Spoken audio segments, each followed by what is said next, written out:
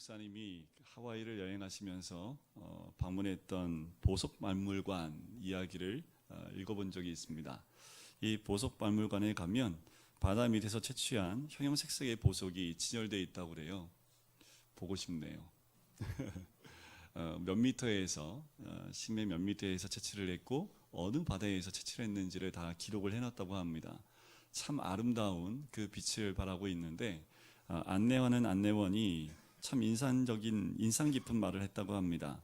반짝반짝 빛이 강할수록 더 깊은 심연에서 건져 올린 보석이라고 얘기를 해요.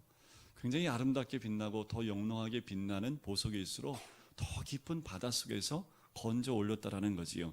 그러면서 수심이 깊어질수록 빛이 투과하는 양이 줄겠지요. 그렇기 때문에 그럴수록 광채가 더 영롱하게 빛나게 되고 가격도 많이 비싸진다라고 이야기를 합니다.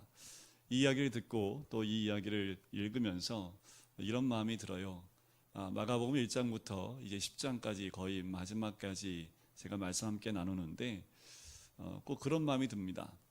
바다 깊숙이 있는 그 보석을 찾고 또 보는 것처럼 매주마다 마가복음의 이 복음서에 하나님의 음성, 예수님의 가신 그 길을 따라가면서 그 보석의 광채를 따라가는 것이 아닌가라는 생각이 들어요. 우리 예수님도 그렇게 가는 것이 아닌가라는 생각이 듭니다. 그래서 매 순간마다 주님이 한 발자국 한 발자국 건너서 또한 장소로 옮겨가실 때마다 주님은 다른 것을 보지 않습니다. 가장 깊은 곳에 아직 빛이 비치지 않은 그곳에 우리 주님은 나가기 원하시는 거지요.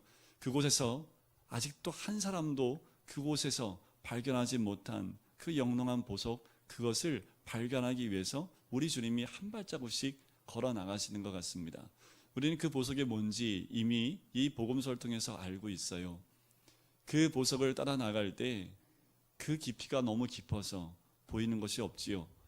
제자들이 예수님을 따라갈 때 너무나 어두워서 두려워하고 있습니다. 하지만 그 두려움 가운데 예수님이 바라보고 있는 그 보석과 다른 모습을 바라보고 있는 그 모습을 보게 돼요. 주님은 이 땅에 오심을 통해서 하나님이 원하시는 그 보석, 그 빛남과 이 땅을 비춰야 될 그 빛을 바라보고 계신데 이 제자들은 무엇을 바라보냐 하면 세상의 빛만 바라보고 있다라는 거지요. 그 빛을 따라갔던 또 한 사람을 한번 보려고 합니다. 시대가 바뀌고요. 2000년이 흘러도 그 보석은 변함이 없지요. 그 빛을 발견했던 한 분, 일제시대 때 순교로 우리에게 이름을 남기셨던 주기철 목사님이십니다. 그 목사님은 우리 예수님이 걸어가셨던 그 십자가의 영롱한 그 빛을 발견하셨던 분이지요. 그래서 그 십자가 길을 따라 나가기로 결정을 했습니다. 1934년에 일제 치하에서 신사참배라는 그 폭풍이 교회에 불어닥치게 되지요. 그 상황 가운데 이 목사님께서 평양신학교에서 사경회에 말씀을 전하도록 초청을 받게 됩니다. 그때 말씀의 제목이 이거였습니다. 일사가고. 이 말씀의 주제는 딱 이거예요. 예수를 따르는 사람마다 죽기를 결심해야 한다. 죽으면 산다. 그들에게만 부활의 영광이 약속된다. 오늘 설교 끝났습니다. 주기철 목사님이 몇 번의 설교하신지 모르겠지만 예수님이 우리에게 주고 싶었던 그 영롱한 보석을 우리 주기철 목사님이 이미 일제시대 가운데 너무나 영롱하게 빛나는 그 모습으로 우리에게 알려주고 있다는 거지요. 일사가고. 우리가 믿음의 삶을 걸어갈 때에 우리 예수님이 걸어갔던 그 길이 바로 주기철 목사님 말씀하셨던 일사가고의 그 길이라는 겁니다. 시대가 바뀌어도요, 환경이 바뀌어도요, 바뀌지 않습니다. 십자가의 길은 바뀌지 않아요. 지금도 그 길을 따라 나갈 때 우리에게는 예수님이 받았던 그 고난과 고통이 함께 옵니다. 하지만 그 길을 따라가는 모든 자들에게 준비되어져 있는 것은 영광이지요. 예수님이 받으셨던 그 영광입니다. 주님이 그 길을 가기 위해서 오늘 32절에 보면 이렇게 시작을 합니다. 예루살렘으로 올라가시는 길에 라고 얘기를 하지요. 자, 예수님이 예루살렘으로 올라가시는 길은 어떤 길입니까? 죽음의 길입니다. 십자가의 길입니다. 고난의 길이지요. 그런데 그 길을 갈 때 어떻게 가십니까? 예수께서 그들 앞에 서서 가시는데, 그들 앞에 서서 가십니다.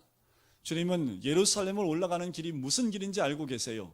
그런데 당당하게 모든 사람 앞에서 예루살렘 앞으로 나가고 계시는 거지요. 사람들이 놀라요. 두려워합니다. 이들이 왜 놀라고 두려워할까요? 그들은 불안한 이유가 있습니다. 왜냐하면 예수님이 보는 그 십자가를 보지 못하기 때문에 그렇습니다. 하나님이 우리에게 말씀하신 그 진리를 보지 못하기 때문에 아직 세상 가운데 임한 그 어둠 가운데 갇혀있는 그 제자들과 사람들은 두려워할 수밖에 없는 거지요. 그래서 어떻게 해요? 12제자를 데리시고 그리고 자기가 당할 일을 말씀하여 이르십니다. 우리가 예루살렘으로 올라간다라고 말씀을 하시는 거지요. 예루살렘에 올라가서 어떤 일이 벌어집니까? 우리 예수님 능력당하시지요. 고난당하십니다. 십자가의 고난과 죽음이 이어집니다. 주님이 올라가신 그 올라감 가운데는 가장 낮은 곳으로 내려가는 그 내림의 길이 있습니다. 성경에 보면 하나님이 주시는 우리의 진리의 말씀 가운데 보면 올라감이 있기 위해서는 내려감이 있어야 됩니다. 하나님의 영광이 있기 위해서는 가장 낮은 자리에 거하는 그 진리의 말씀이 있다라는 거지요. 예루살렘을 올라가는 길은 역설입니다. 올라가는 것이 아니라 가장 낮은 곳으로 내려가는 거지요. 내려가는 과정이 없으면 올라갈 수 없기 때문에 그렇습니다. 성경의 많은 인물들을 보시면 다 내려갑니다. 아브라함도요, 야곱도, 요셉도, 모세도, 다윗도, 사도 바울도, 성경의 모든 인물은 가장 낮은 곳 가운데 내려갑니다. 그리고 하나님이 가장 높은 곳으로 인도하시는 그 은혜를 누리게 되지요. 예수님은 예루살렘에 올라가세요. 그 이유가 무엇입니까? 죽기 위해서입니다. 그것은 하나님의 뜻이었지요. 그것은 인자가 이 세상에 올라온, 이 세상에 오신 이유가 바로 그 이유이기 때문에 그렇습니다. 예루살렘은 어떤 곳입니까? 세상의 권력과 그리고 모든 것이 있는 곳이 바로 예루살렘입니다. 그와 더불어 그곳은 하나님의 영광이 있었던 성전이 있었던 곳이기도 합니다. 죄악의 온상으로 바뀌어버린 그곳, 하나님의 영광이 있어야 될 그 자리가 바뀌어서 죄악의 온상이 되어진 그 예루살렘으로 주님은 올라가십니다. 바로 그곳에서 주님은 그 비전을 이루어 나가시는 거지요. 그래서 제자들에게 예루살렘에 올라가신 이유를 34절, 33절 두 절에 설명하고 계시는 거지요. 34절만 보실까요? 올라가신 이유가 뭐라고 하십니까? 능욕하며 침 뱉으며 채찍질하고 죽일 것이나 그는 3일 만에 살아나리라. 주님이 예루살렘을 올라가신 이유를 정확하게 말씀을 합니다. 주님은 권력과 압제와 같은 세상 방식으로 승리를 쟁취하려고 하지 않으세요. 주님은 무엇으로 승리하십니까? 이 세상에서 누구도 흉내낼 수 없는 방식을 택하신 겁니다. 그 방식이 뭘까요? 십자가입니다. 십자가는 우리 가슴에만 걸고 다니는 게 십자가가 아닙니다. 십자가는 이 세상을 이기는 예수님의 유일한 방법입니다. 세상 어떤 사람도 이곳을 이길 수 없습니다. 세상 그 어떤 사람도 세상 방식을 이길 수 없는 주님의 방식은 십자가였습니다. 그것이 예루살렘을 참되게 정복하시려고 하는 예수님의 방법이지요. 영광의 면류관을 쓰기 위해 십자가를 지는 것, 살기 위해 죽는 것, 그것이 우리 주님이 우리에게 보여주신 참다운 영광이고 기독교 복음입니다. 그리고 하나님은 늘 이렇게 우리에게 말씀하여 주시고 인류의 역사를 운영하시는 분이 우리 주님이지요. 죽어야 사는 것, 십자가의 죽음이 우리에게 부활로 다가오는 놀라운 은혜를 주신다라는 겁니다. 이것은 우리 삶 가운데 곳곳에 이미 숨겨져 있다고 말씀을 드렸죠. 어머니가 한번 죽어야지 새 생명이 태어납니다. 우리 하나님의 놀라운 은혜는 그 생명이 태어나는 가운데 한 생명이 죽음을 통해서 태어나는 것을 심어 놓으셨다는 거지요. 우주를 봐도 이 모든 것이 드러나 있습니다. 전에도 말씀을 드렸지만 한 별이 생명을 다하고 없어질 때 그 에너지가 옆에 있는 또 다른 두 행성을 만들 수 있는 에너지를 주게 되어져서 새 행성이 태어나게 되는 그 은혜가, 또한 그 진리가 이 우주 가운데에도 숨겨져 있다라는 거지요. 주님은 이렇게 십자가의 죽음에 대해서 말씀을 하세요. 그런데 이 말씀을 들은 제자들의 모습을 한번 보십시오. 이 제자들의 모습을 보시면 참 예수님은 비장한 마음으로 십자가의 죽음, 예루살렘의 길에 대해서 말씀하고 계시는데 제자들은 멍 때리고 있습니다. 여러분들이 그 영화에 보면 이런 거 가끔 있지요. 옆에서 누가 막 얘기하는데 말풍선이 여기에 다른 게 있어요. 다른 생각을 막 하고 있으니까 옆에서 하는 얘기가 다 귀에서 부딪히고 다 떨어집니다. 지금 제자들은 어떤 마음에 있을까요? 예수님은 십자가의 길을 얘기하고 있는데 이 제자들은 다른 생각으로 머릿속에 가득 채워져 있는 모습을 보게 되는 거지요. 그들이 뭐라고 얘기한지 한번 보실까요? 35절을 보시겠습니다.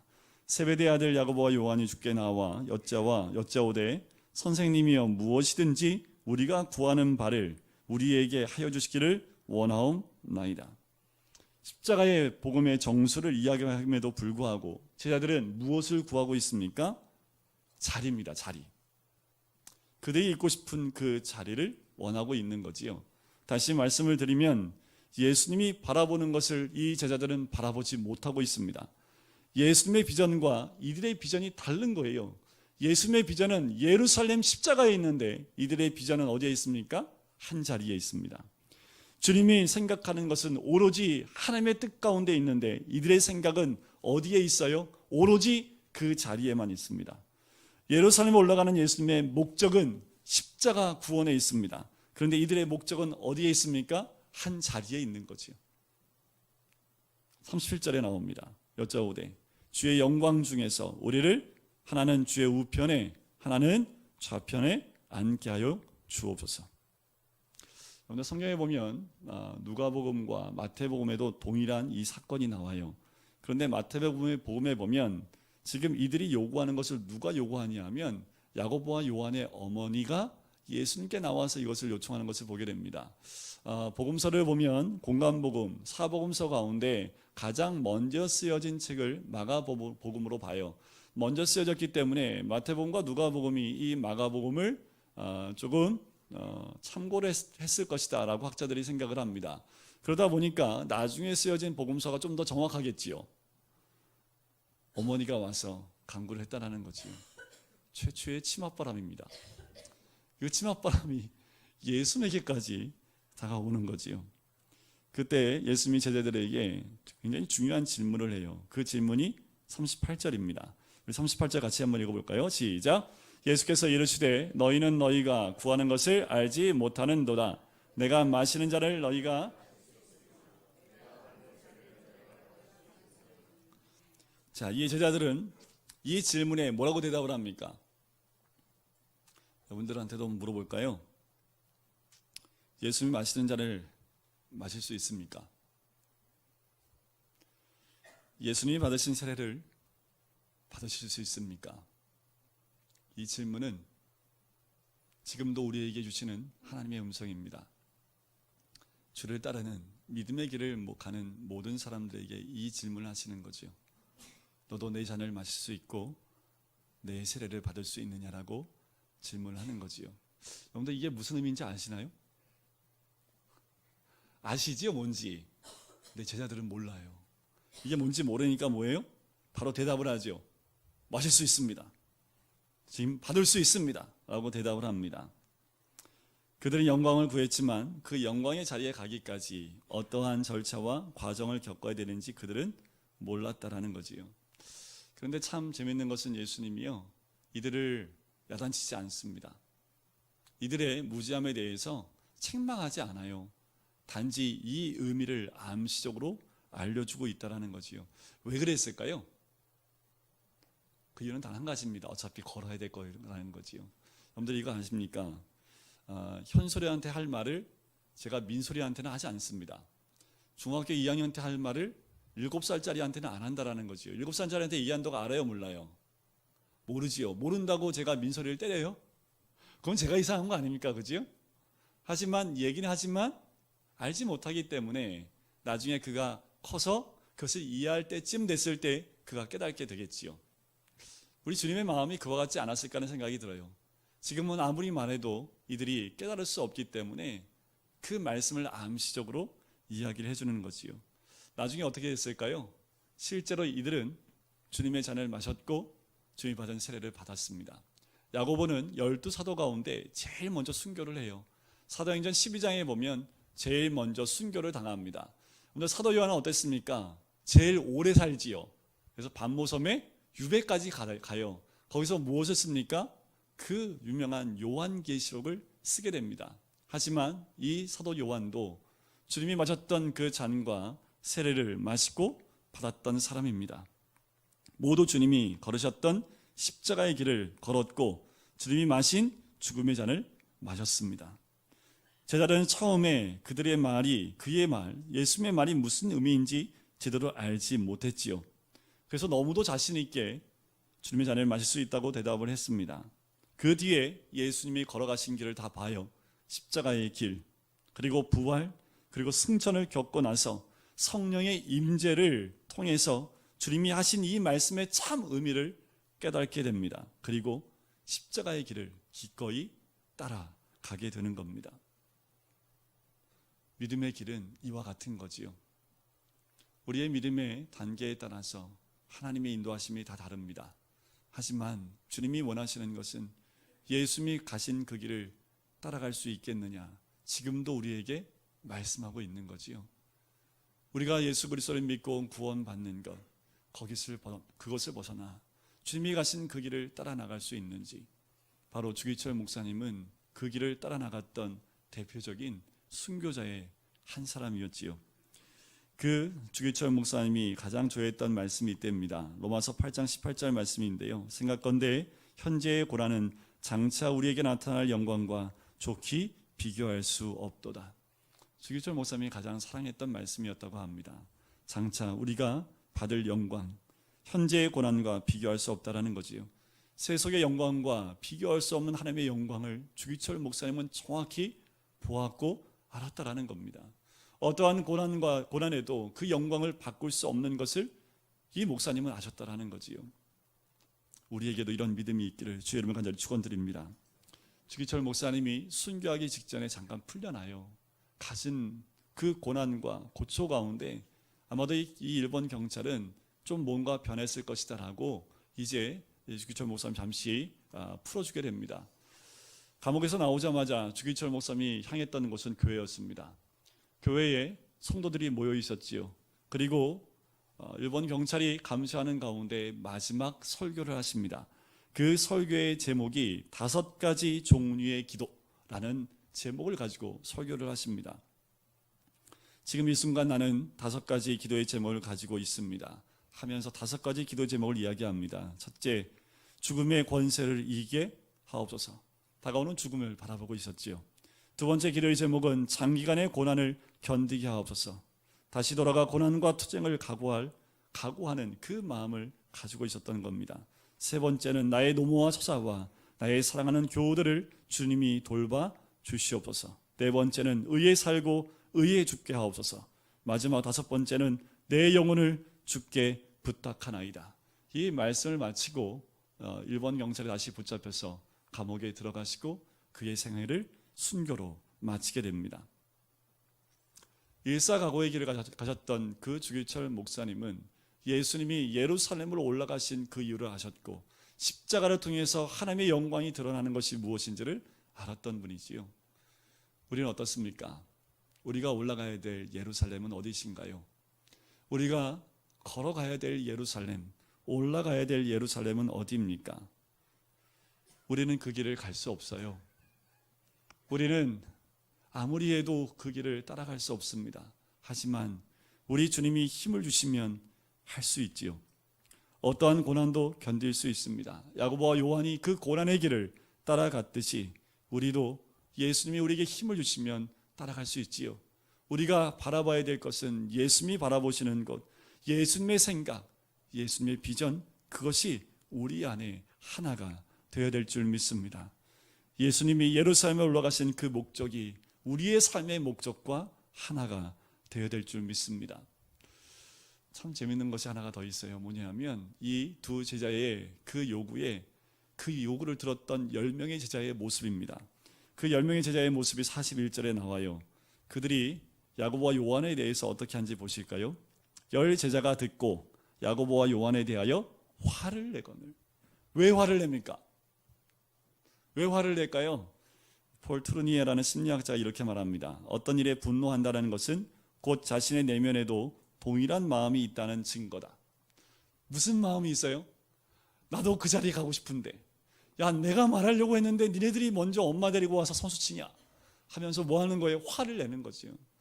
이 10명, 나머지 10명의 사도들도 똑같은 마음이 있었던 겁니다. 주님이 예루살렘 올라가면 예수 그리스도의 나라가 임할 거라고 생각을 한 겁니다. 예수님의 영광이 임할 것이라고 생각을 한 거지요. 그러면 그 자리, 예수님의 자리의 좌측과 우측이 내 자리가 되고 싶은 것이 동일한 마음이었다는 겁니다. 그들의 마음은 크고자 하는 마음이었습니다. 그들의 마음은 으뜸이 되고자 하는 마음이었습니다. 그들이 화를 내는 걸 보고 우리 주님의 마음이 얼마나 무너졌을까요?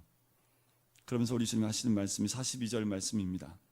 예수께서 불러다가 이르시되 이방인의 집권자들이 그들을 임의로 주관하고 그 고관들이 그들에게 권세를 부리는 줄을 너희가 알거니와.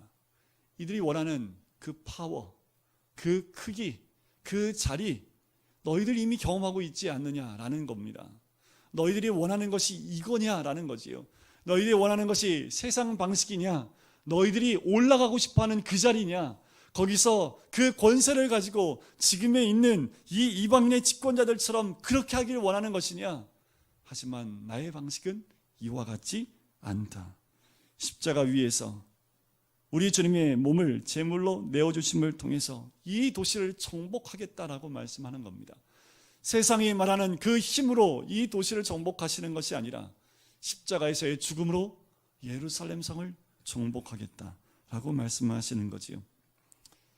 제자들이 예수 그리스도를 만난 다음에 늘 논쟁이 됐던 것이 무엇이냐면 네가 크냐 내가 크냐, 이것이 그들의 논쟁이었습니다. 네가 크고 누가 으뜸이냐, 이것이 그들의 주제였지요. 하지만 우리 주님은 완전히 반대로 이야기하십니다. 자, 그것이 43절에 나오지요. 너희 중에는 그렇지 않을지니 너희 중에 누구든지 크고자 하는 자는 너희를 섬기는 자가 되고. 크기 원하십니까? 답은 간단하지요. 우리 주님 말씀하십니다. 큰 자 되기 원하느냐? 그러면 어떻게 하라고요? 무사람의 섬기는 자가 되라는 겁니다. 44절이지요. 너희 중에 누구든지 으뜸이 되고자 하는 자는 모든 사람의 종이 되어야 하리라. 우리는 모든 사람이 종이 되는 것이 우리의 모습인 줄 믿습니다. 하나님 나라에서 가장 큰 자, 하나님 나라에서 가장 으뜸인 자는 이 땅 가운데 섬기는 자이며 모든 사람의 종이라는 거지요. 어떻게 섬기시겠습니까? 직분자가 되기 위해서는 섬기는 자의 자리에 있을 때 그것이 참다운 직분자의 모습이지요. 이 땅 가운데 하나님이 원하시는 것은 우리 모두가 종이 되기를 원하시는 겁니다. 우리 모두가 섬기는 자가 되기를 원하시는 거지요. 그 나라가 어떤 나라인지 아십니까? 그 나라가 곧 하나님의 나라입니다. 하나님 나라 가면 어떤다고요? 제가 말씀을 드렸잖아요. 천국과 지옥의 차이점이 뭐라고요? 똑같아요. 제가 말씀드렸죠. 뭐가 똑같습니까? 밥상이 다 차려져 있습니다. 똑같이 천국과 지옥이 그렇게 밥상이 차려져 있대요. 그런데 젓가락이 다 길답니다. 젓가락이 너무 길어서 먹을 수가 없대요. 똑같아요. 그런데 천국과 지옥의 다른 점은 뭔지 제가 말씀을 드렸죠. 천국은 어떻게 해요? 섬겨주기 때문에 그 긴 젓가락으로 뭐 하는 거예요? 상대방의 입에 이렇게 넣어주는 거예요. 뭐 먹고 싶어? 넣어주고. 뭐 먹고 싶어? 지옥은요, 내가 먹고 싶은 걸 계속 먹으려고 하니까 먹여줘요, 안 먹여줘요? 안 먹고 잠깐 떨어지는 거죠. 섬기는 자, 종이 되는 모습, 그것이 천국이지요. 그것이 하나님의 나라이고, 하나님 나라에 큰 자가 어디 있겠습니까? 그지요? 하나님 나라는 우리 모두가 큰 자이고 우리 모두가 종입니다. 서로를 섬기는 모습을 통해서 하나님 나라가 세워져 나가는 줄 믿습니다. 그래서 오늘은 점심 먹을 때 서로 먹여주는 거 한번 해볼까요? 잘 먹여주는 분은 좀 들을 거고, 그지요? 오늘 말씀의 가장 결정적인 선언이 마지막 절입니다. 우리 마지막 절 같이 읽어볼까요? 인자가 오는 것은 섬김을 받으려 함이 아니라 도리어 섬기려 하고 자기의 목숨을 많은 사람의 대속물로 주려 함이니라. 너희가 나를 따라오는데 내가 예루살렘에 올라가면 그곳에서 주의 영광이 임할 것이다 얘기하는데, 나는 이 땅에 온 이유가 뭐냐면 저 예루살렘에 올라가 섬김을 받으려고 하는 것이 아니라 모든 자들을 섬기려고 하고 모든 사람을 위해서 내 목숨을 대속물로 주기 위해서 이 땅에 온 사람이 바로 나다 라고 말씀을 하고 있는 겁니다. 어둠의 도시 가운데 나는 섬기기 위해서 이 세상에 왔다 라고 말씀하는 거지요. 그런데 요즘 교회들은 어떻습니까? 주님 말씀하시는 이 방식을 따라갑니까? 아니면 세상 방식을 따라갑니까? 들리는 많은 교회들의 소식은 참 가슴 아픈 소식들이 들려요. 으뜸이 되기 위해서 종의 모습을 갖는 것이 아니라 진짜 으뜸이 되기 위해서 힘을 드러내 보이는 교회들이 많이 있다라는 거지요. 교회는 세상의 방식을 흉내내면 안 됩니다. 교회는 천국이기 때문에 세상이 원하는 그 방식을 따라가면 안 돼요. 으뜸이 되고자 하고 크게 되고자 하는 그 모습을 따라가면 안 된다라는 겁니다. 오히려 세상이 흉내낼 수 없는 방식을 택해야 합니다. 세상은 도무지 감당할 수 없는 그 방식을 택해야 하지요. 말씀을 연구하면서 깨달은 중요한 원리 하나는, 교회가 성장하고 성숙하려면요, 이것만 연구하면 돼요. 뭐냐면 세상에 대해서 손해볼 짓만 연구하면 됩니다. 어떻게 세상 살아가면서 손해보며 살 수 있을까? 이것만 연구하면 교회는 성장하고 성숙해집니다.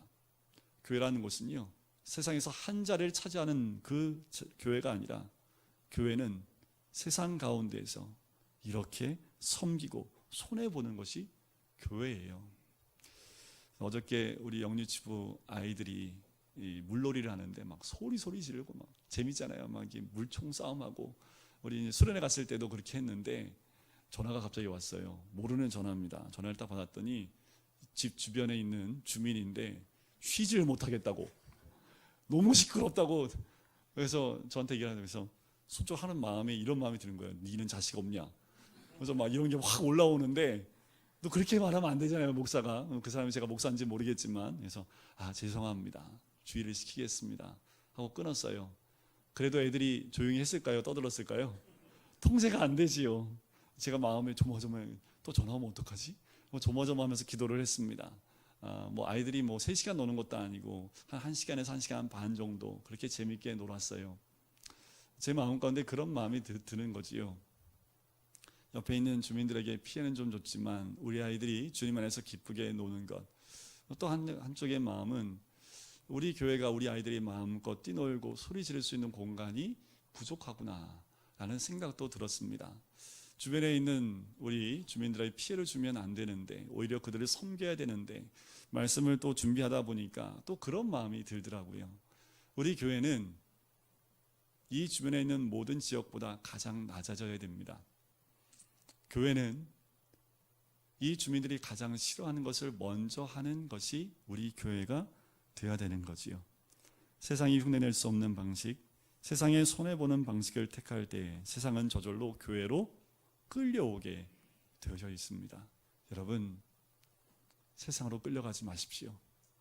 오히려 우리를 보고 세상이 끌려오는 우리 모든 성도님 되시기를 주님의 이름으로 간절히 축원드립니다. 우리 기도하실까요?